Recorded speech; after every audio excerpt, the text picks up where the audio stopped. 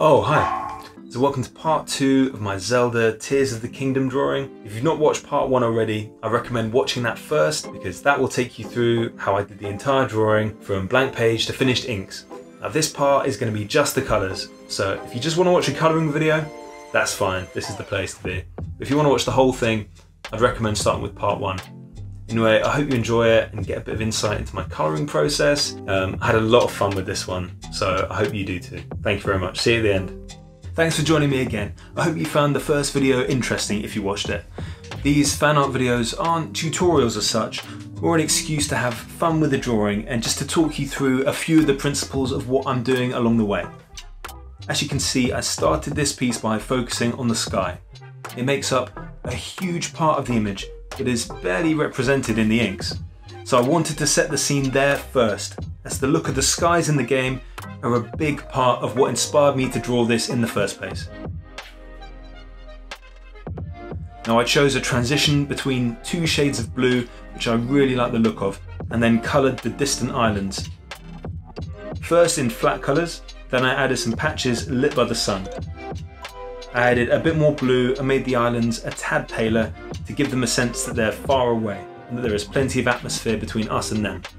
I also changed the colour of the lines from black to blue to make them feel even more distant. After that, I started painting the clouds. I painted them quite loosely with a chunky textured brush on another layer.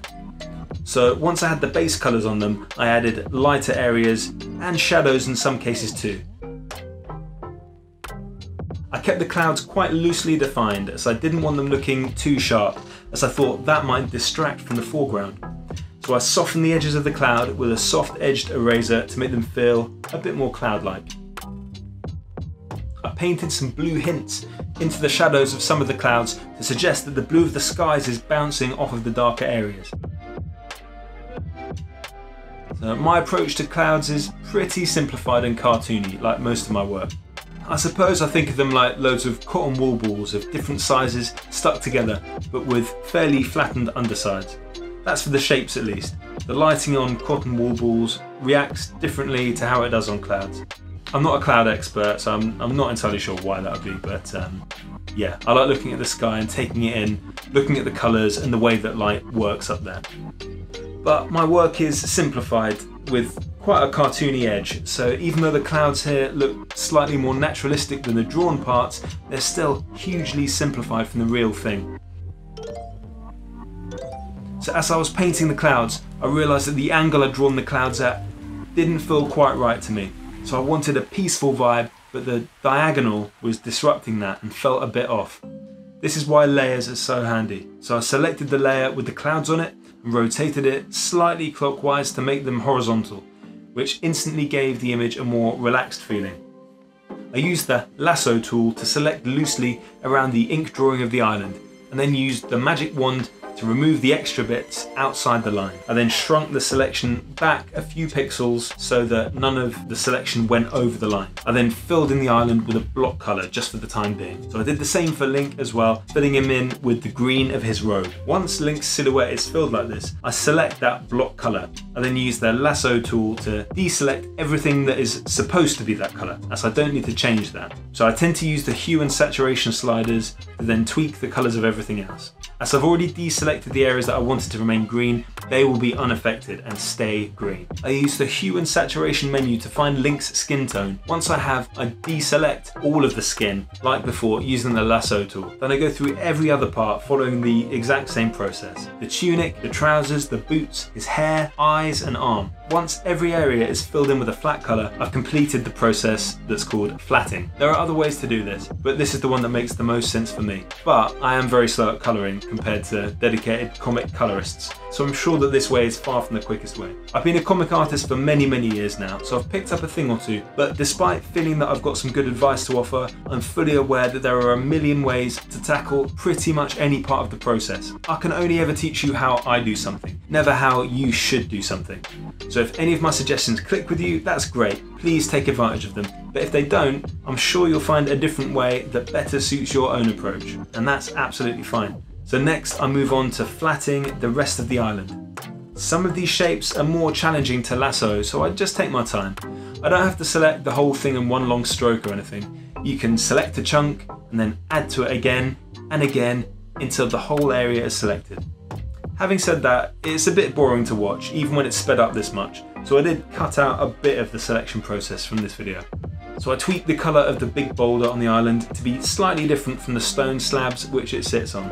This just makes it more interesting to look at, but separates the planes out a little too, which is helpful for anyone trying to read the drawing. Reading a drawing might sound like an error, by the way. Like, surely you read words, not pictures, right? Well, actually, we read pictures every day, and I'm not just talking about in comics. So an image can tell a story. You can understand concepts through a single image that might take an entire book to communicate in words. Not all images communicate as clearly as others though. So as an artist, it's your responsibility to communicate your ideas as clearly as possible. Whether it's just to let somebody know what it is they're looking at, or to tell a story, or even to spread a powerful and deep message. There are no powerful messages here in this drawing, but I still want the reader to be able to see each element clearly, whilst not distracting from the focus of the image, Link. My colour choices are an important part of that. I want the stone slabs to be distinguishable from the boulder, and I want the boulder to be distinguishable from the tree roots, and so on. So once the island has received its dose of flat colours, it's time to bring in some lighting.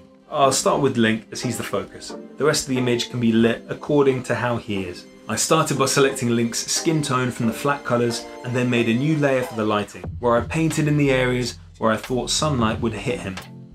Now as I'm doing this, I have to imagine Link as a three-dimensional form, as those dimensions affect which areas would receive sunlight and which areas would be in shade. To learn how lighting works in a simplified way, you can try going into the bathroom with the lights off and use the torch on your phone to shine light at your face from different angles. Now check the mirror to see how the different planes of your face are illuminated depending on the position of the light. See how your nose, lips, brow, cheekbones and jaw all cast shadows on other parts of you. Now if you squint, those areas of shade and light become even more distinct. Those same factors are at play all the time out in the world, so look for them everywhere until you start to notice it subconsciously. It will transform your work. Now I use those same simple principles to paint the lighting on every part of the character, trying to maintain the flow of movement in the hair and clothes. I used a fairly textured brush on this piece. I think it's supposed to emulate the look of oils, but to me it felt a bit drier and coarser looking than that. I don't think that I've used this brush before, but I thought I'd try it out. I wanted to keep the piece feeling like the game, which has a cel shaded look, but with painterly flourishes all over the place. Now I wasn't aiming to make it look like it could be a still from the game or anything like that though. That doesn't really interest me all that much. It was more about stretching my style a little bit to layer the feel of Tears of the Kingdom into that. A tricky part, especially when you're starting out, is trying to make sure that all of the colours you're using complement one another, whilst also contrasting nicely and feeling bold. There's a lot of colour theory that you can use to figure this out, but honestly I tend to just trust my eye. Getting the colours sitting nicely together during the flat colouring stage is really important. If the darker tones were all working nicely together, then you've got a solid foundation to work from. It helps if you do the lighting on its own layer, so you can select one region of colour and adjust the hue and saturation of that by itself until it looks right to you. If you're enjoying this video, I'd love it if you'd consider subscribing to my channel. I'll be posting new videos every week all about drawing. And I've got some exciting stuff coming up which I wouldn't want you to miss. Now drawing this piece made me think how much fun it would be to draw a Zelda comic. There's so much cool looking stuff in these games that you can really sink your teeth into as an artist. Thinking about it, Ocarina of Time definitely hit me at a formative period. And that sense of wanting to venture out into a wide open world that had been crafted specifically for you to explore with fascinating places, peoples and quests definitely inspired me a lot in the sort of adventure comics I've made since, even if they don't necessarily look very much like Zelda. To be honest, I'd really like to just draw a Goron mucking around on Death Mountain sometime. So maybe I will. Maybe I'll do that. One quick note about the colouring process, because I haven't really explained this yet properly. There are several ways to do it, but when I'm colouring, I have my inked line art on one layer and I colour below that with as many layers as I need. This way, it's almost as if my ink lines are drawn on a transparent sheet, like drawing on acetate, which allows me to see through to the colours underneath. If you've drawn on paper though, and have scanned it in to colour digitally, then you'll have the black lines and the white of the paper all flattened on the same layer. But there are a couple of solutions to that. Firstly, there are ways of separating just the line art onto its own layer in Photoshop. This is what I used to do when I used to draw my pages traditionally, earlier in my career. I'm not going to describe that technique here, but you can search online for how to do that. Secondly, you can make the layer with your scan on it into a multiply layer and colour below that, which will allow the white of the page not to block out anything underneath it. And there's one more way, and that's if you're colouring just on one layer, you can leave the scan exactly as it is and colour on a layer above the drawing and set the colour layer to multiply. This can get complicated though if you want to add more layers of colour, as multiply layers of colour stacked up will mix together in ways that you probably won't want. Anyway, when it comes to layers, I tend to keep it to as few as possible, as I honestly hate hunting through 30 layers to find out which one has a certain line or effect on it.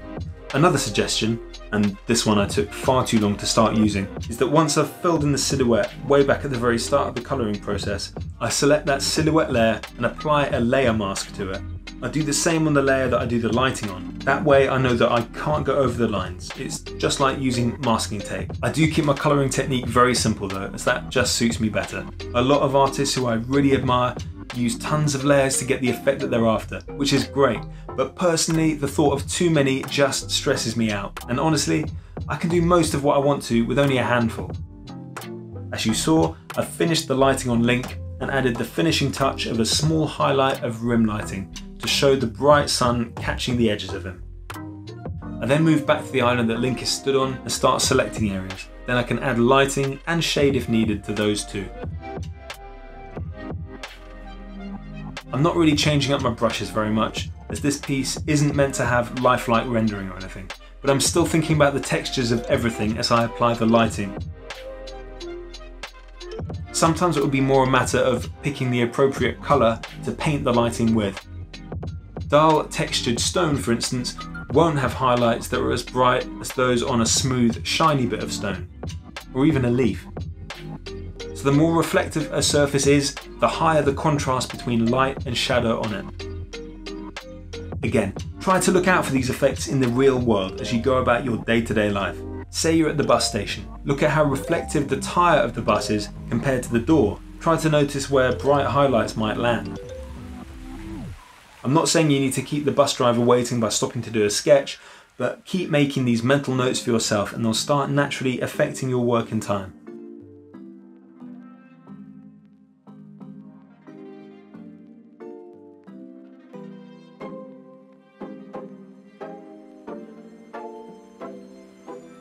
I quite enjoy doing the lighting on gnarled trees like this. You can really make them feel very physical and three-dimensional. I've already made sure that the roots are blocking light from hitting the parts of the rock that they're adjacent to, so that they feel as though they're taking up physical space. Again, visualizing the way that light and shadow will fall in a form takes a bit of practice, and I simplify that a lot visually, but it's enough to allow me to do the sort of work that I enjoy making. Once the tree's basic lighting is present, I went back over it, adding highlights to a few areas just to make it pop a little bit better. Now ultimately, I'm not sure if I made this tree look too shiny in retrospect. Some trees do have that very smooth surface though, like silver birch for instance, so I think it's not completely unnatural or anything. Next, add lighting to the moss, but largely keep it to areas where it would be directly affected by the sunlight. I use a very spongy, textured brush on it.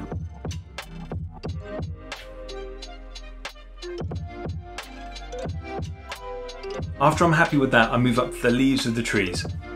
Early in the game at least, all of the trees in the Sky Island seem to have this golden autumnal feel to them, so I try to capture that as best as I can. So just like in the first part where I didn't draw each leaf individually, I won't colour individual leaves either. Honestly, when we see a tree, we see the leaves as one big mass usually, and we see the way that light and shade affect that mass. We only see individual leaves if we get up very close, so there's not usually much need to draw them all, unless you really enjoy drawing that sort of thing. I apply the lighting generally, trying to suggest different clusters of leaves on branches and refine it with an eraser, cutting leafy looking shapes into the lighting layer. I then add a darker reddish hint into the shadows too, as it brings a bit more depth to the leaves that help to sell them as a thick mass to the reader more effectively. I also thought that some of the lighting on the tree and the moss was perhaps drawing too much attention away from Link, so I got a large soft eraser and took out a bit of it just to help balance the picture out a bit more. Then I work around the remaining vegetation and the mushrooms, adding light to them. Once the colours are all done, I decide to soften the line art a tiny bit to let it feel more natural. So I changed the lines of the island to a slaty sort of colour, and I changed Link's lines to a deep reddish brown. Lastly, I realised that a hint more shadow on the stone blocks that Link is walking over would help the texture look a bit better. I also added some lichen patches just to finish it off. And now it's complete. If you stuck with me for both parts of this video, thank you so much. I hope you've enjoyed the process and maybe learned something useful along the way. If you'd like to see me doing a drawing based on another classic video game, you might want to check out my Resident Evil 4 video next. That one is a shorter video, but I think it packs in some very handy drawing tips. Thank you so much for watching. I'll see you next time.